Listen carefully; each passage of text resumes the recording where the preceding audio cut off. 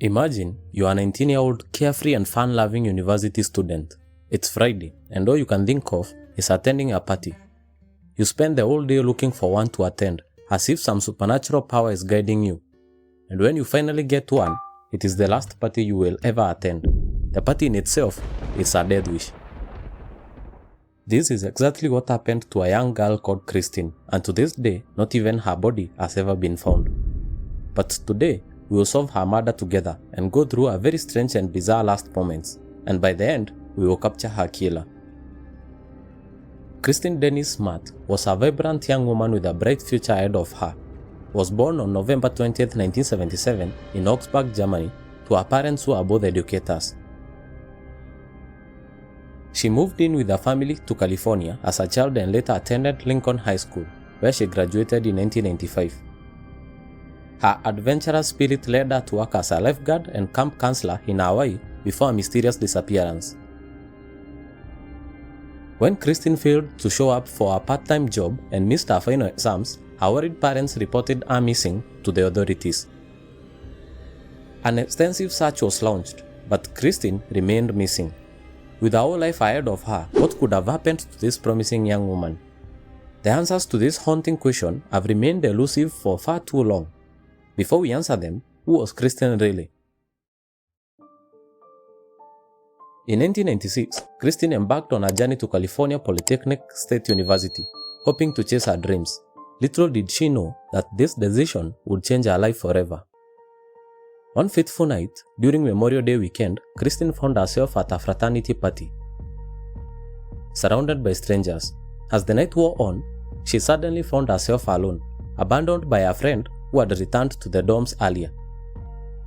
In a stroke of luck, two fellow students, Cheryl Anderson and Tim Davis, stumbled upon Kristin, passed out on a neighbor's lawn. They decided to do the right thing and help her back to a nearby dormitory.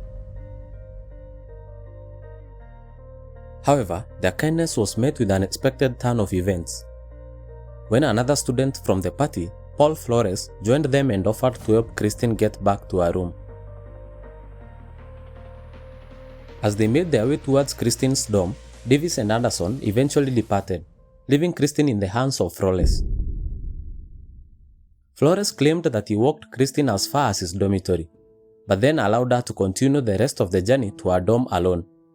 This to me seemed odd. This was the last time anyone ever saw Kristin alive. She disappeared without a trace, with no money or credit cards on her person, but what followed would be too strange to believe. The University Police Department originally suspected that Smart had gone unannounced on a vacation, as it was common among students over the holidays. And as a result, they were slow in reporting her as a missing person to the local law enforcement. She was only reported missing after a week, despite her family calling the police earlier. Fast forward, several volunteers searched for Smart. Some of them were riding horses and some used ground-penetrating radar devices. The investigation into Kristin's disappearance soon focused on Paul Flores, who was the last person to be seen with her. Flores was questioned by the police but denied any involvement. He claimed that he had walked Kristin back to the dormitory and left her outside her building. Despite numerous searches and investigations, Kristin's body was never found. However, investigators found several pieces of evidence that suggested foul play. For instance, cadaver dogs detected the scent of human remains in Flores' dorm room and on his mattress. In addition, witnesses reported seeing Flores with a black eye and scratches on his arms shortly after Kristin's disappearance. Although her body was never discovered, an earring that might have belonged to Smart was found by a tenant at the former residence of Paul Flores' mother.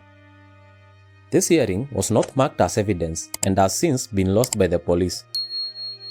Between 1996 and 2007, various searches for her remains and other evidence were conducted, some using cadaver dogs trained to detect the scent of human remains, including searches of properties owned by the Flores family.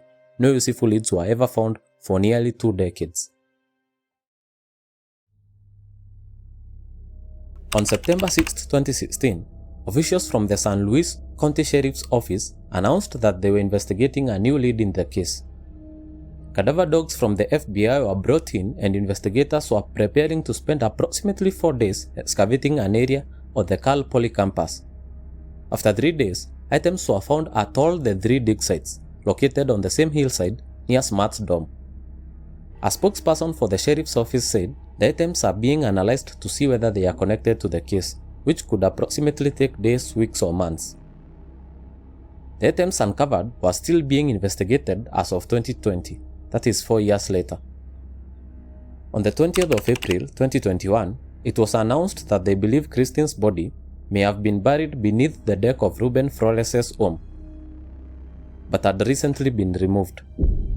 Archaeologists working for the police found a soil disturbance about the size of a casket and the presence of human blood.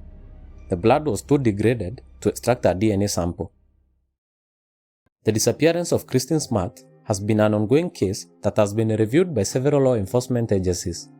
In 2002, she was declared legally dead, and her parents filed a wrongful death lawsuit against Paul Flores in 2005. However, the case was dropped due to lack of evidence. Fast forward to 2019, renewed public interest in the case occurred after a musician, Chris Lambert, released a podcast about her abduction and likely death.